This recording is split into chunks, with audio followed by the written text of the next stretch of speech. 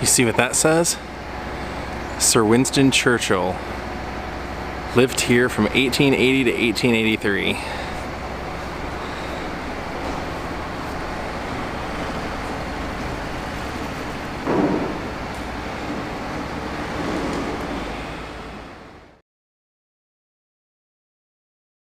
Take a look at this one. Single-handed circumnavigator of the world. 1966 to 67. Lived here during that time as well. 44 to 72. Wow.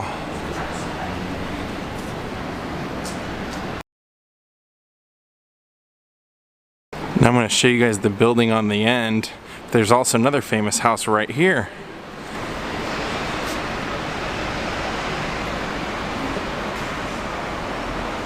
Wow. From here, went to Guildhall to give his last public performance. We've been to his grave in Paris. It's pretty cool to see. This would have been the last place he stayed to give his last performance. Now this is the one that I wanted to show you guys on the end. I just thought the architecture to this was so cool.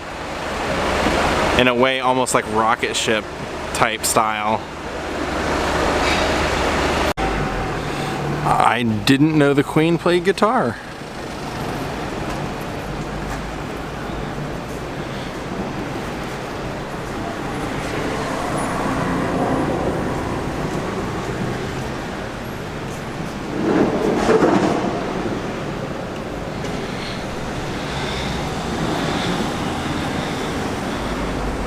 Little doors.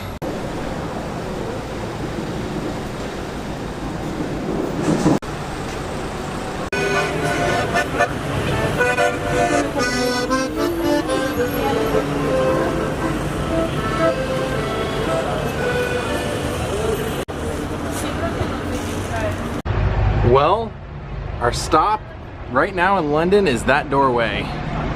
The bottom floor belonged to someone famous and the top floor belonged to someone famous. And now they have a museum for both. On the top floor, Jimi Hendrix lived here, and the great George Handel that wrote maybe one of the greatest songs, if not the greatest song ever, the Hallelujah Chorus. They both lived here at 23 Brook Street. And you actually enter on 25. Well, it's not looking good for me. I keep ringing the doorbell and nobody will answer it. Here's the memorial plaque for Handel.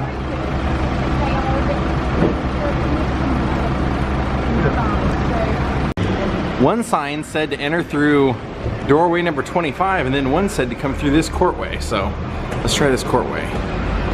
Okay, I think we finally found the right entrance. Alright, let's do this. So as I understand it, Handel lived at 25 and Hendrix lived at 23.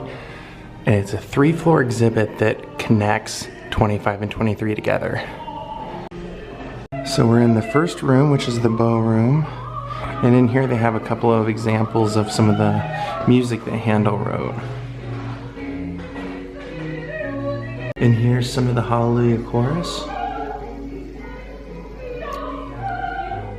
Now as we enter the next room, they have a great portrait of Handel in here that I'll show you.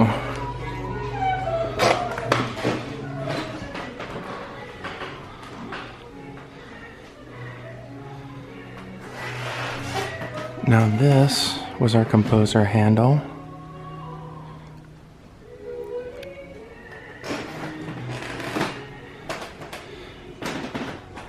And this was the man who used to transcribe his words.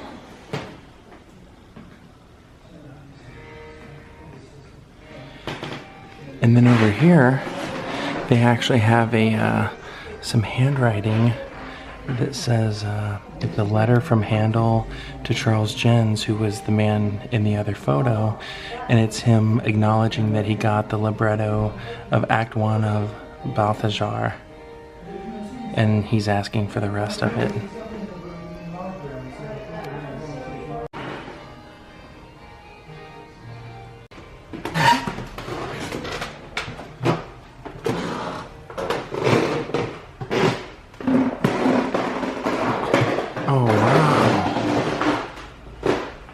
wondering what all the creaking is about.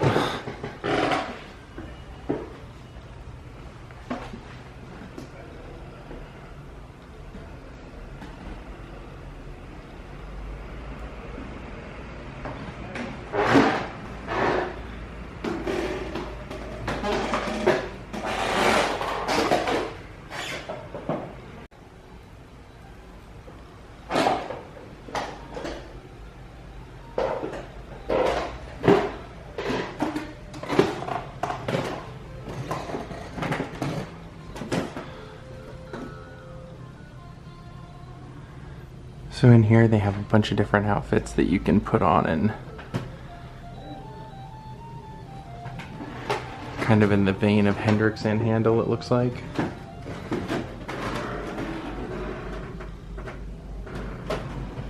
Alright, let's go up to the second floor. Now most of the first floor is just his composition stuff and the history, but in here's the dressing room and his bedroom up here.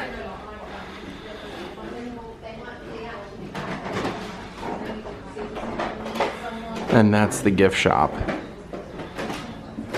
This was Handel's costume.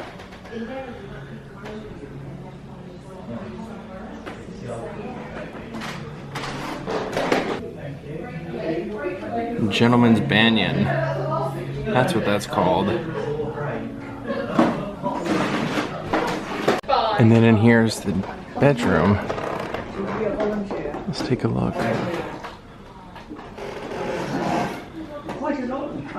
Wow. Two or three at a time. Look at the bed. Mostly not musical, but doing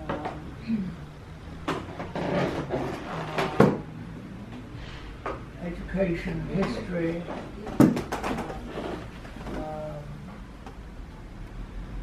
yes, not the arts. Not the arts. Science. Alright, we saw Handel's bedroom, his dressing room, composition space. Now let's go see Hendrix flat. And here it is.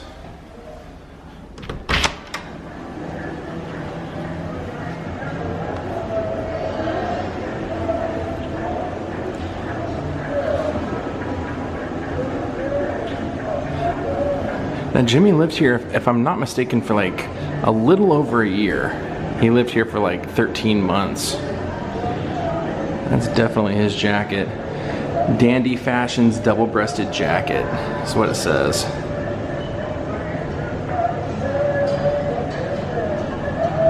This is a great quote. It says, you were asking me about why I go for way out gear, right? Well, it wasn't just the army. I had to conform when I was playing in groups too. I was playing with the Isley brothers, and we had to wear white mohair suits, patent leather shoes, and patent leather hairdos. We weren't allowed to go on stage looking casual. If our shoelaces were two different types, we'd get fined $5. Oh man, did I get tired of that.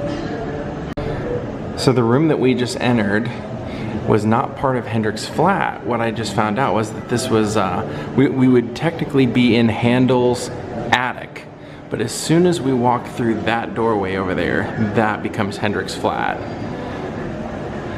This just basically tells the whole history of Jimmy and where he came from, his beginnings, but I've covered so much of that in my vlogs.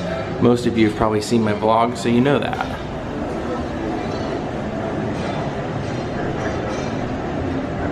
Oh, his octave pedal. Look at that.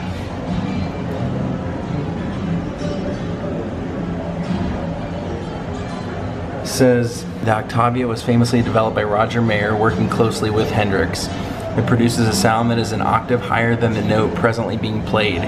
It uses analog circuitry, which means it responds to nuances of input, and the effect is subtle to wild, depending on the settings used and the attack of the player. Very cool. Kind of looks like part of the Starship Enterprise, doesn't it? And then of course we know Jimmy loved the Marshalls. Marshall stacks. Alright. Let's go see his place. Let's go see his flat. Now here you can see on February 24th, 1969, Hendrix played Royal Albert Hall in February. He enjoyed the luxury of a chauffeur-driven Rolls Royce from here. But Hendrix was not interested in the rock and roll lifestyle. He just wanted to play music, and he always found time to talk to fans and give autographs at the stage door. Cool. Now if you see this section right here, it says on his first day in London, Hendrix met Kathy Etchingham and they embarked on what was to be a 2.5-year relationship. A row with Chandler got Hendrix and Etchingham evicted from the flat they shared with him and drove to move here, to Brook Street. Hendrix first came here in July of 1968 and lived here in early 1969. By this time, he was a well-established international star. And then right here is one of the Jimi Hendrix model Fender Stratocaster issues that came out in 2015. Now they've actually had a couple of these. I remember when I was much younger, they had a different version of it. I think on the back of the headstock, they had like something carved of Jimmy's face or something in the other one.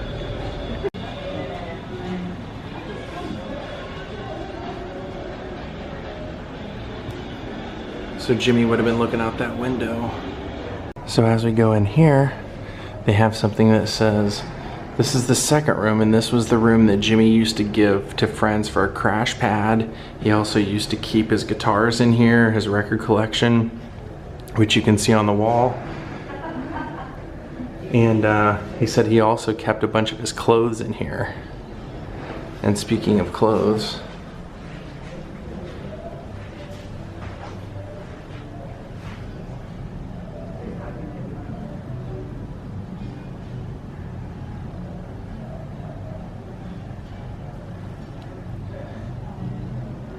and then down here, some of Jimmy's guitar strings. Monopole classical guitar strings. So take a look at that. You see that big rip right there? There's a story to it. It says he wore this jacket on January 15th, 1967 at the Kirk in Yarm, North Yorkshire. The jacket and the guitar strings are rare memorabilia from his early stages in his British career. Jimmy caught his jacket on a nail, causing a substantial tear below the left pocket while trying to avoid a fight breaking out between Chaz Chandler, his manager, and some local youth who had reportedly made racist remarks about Jimmy. Wow. Says that the wife of John McCoy, a blues musician and the owner of the Kirk, offered to repair the jacket and give it back to Hendrix when he was in London, but by the time McCoy had returned to London, Hendrix had already replaced the jacket with a double-breasted red velvet jacket he then wore in many photo shoots. And then it says John McCoy kept the jacket hung on a nail in his garage until 2011, when it featured as part of the 40th anniversary of Hendrix's death in London. It has since become part of their permanent collection of Hendrix memorabilia. And then it says the necklace was a Native American style Indian necklace that Kathy Etchingham donated to the museum. So she probably has a lot of his last clothes, because I believe he was living with her when he passed away in that hotel. Look at his record collection. Lots of Bob Dylan, Howlin' Wolf, Elmore James. Of course, Hendrix Experience. Are you experienced? Even the Beatles. That's a phenomenal Bee Gees record. Ravi Shankar. Now let's go see the main room of the flat. Well, it says they used photos to recreate the bedroom. Now let's take a look at the bedroom.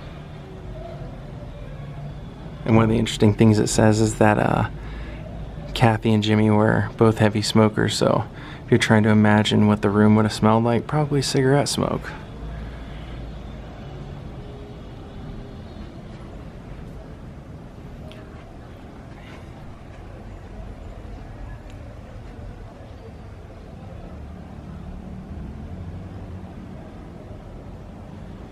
Old blue curtains. I recognize that hat.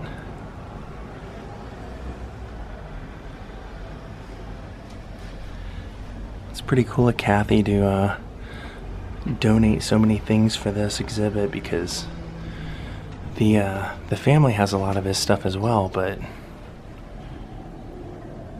I'm sure they have their own plans for it for the Rock and Roll Hall of Fame.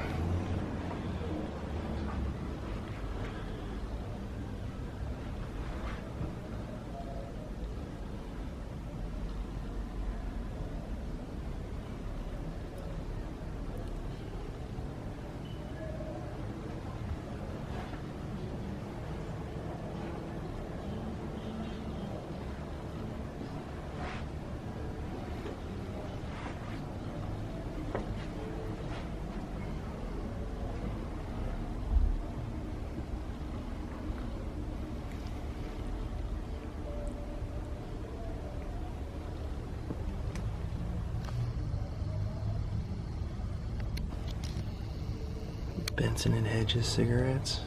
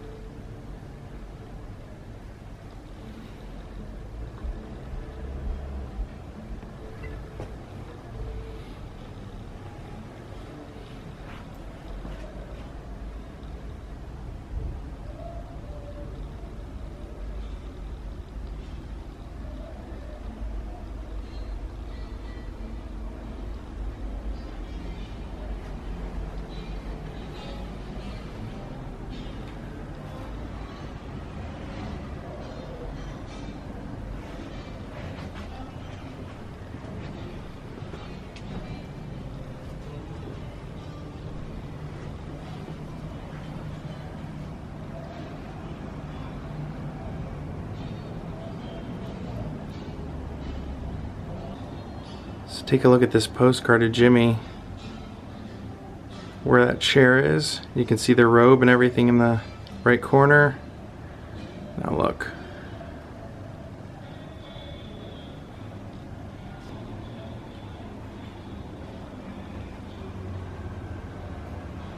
There he is sitting on the bed.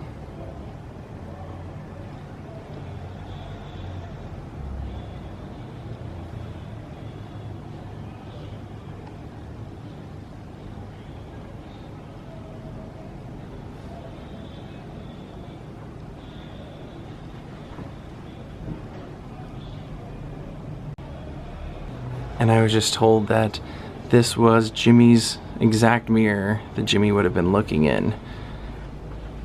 Said that when they moved out of the flat, he didn't want to take the mirror because he thought it was 7 years bad luck.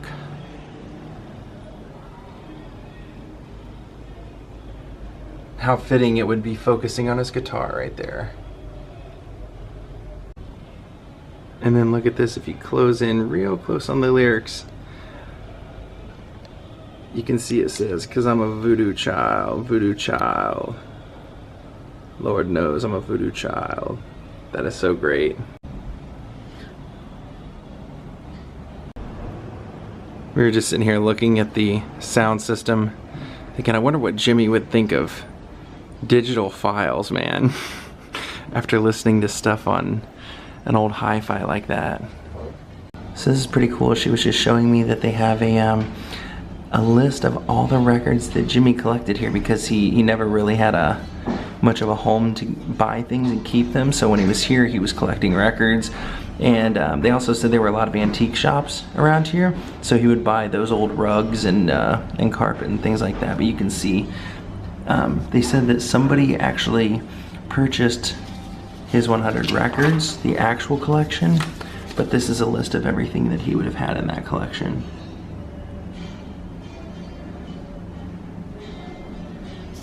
Let's see what else, just out of curiosity. John Lee Hooker, Johnny Cash, Lightning Hopkins. He did have Handel, that's great.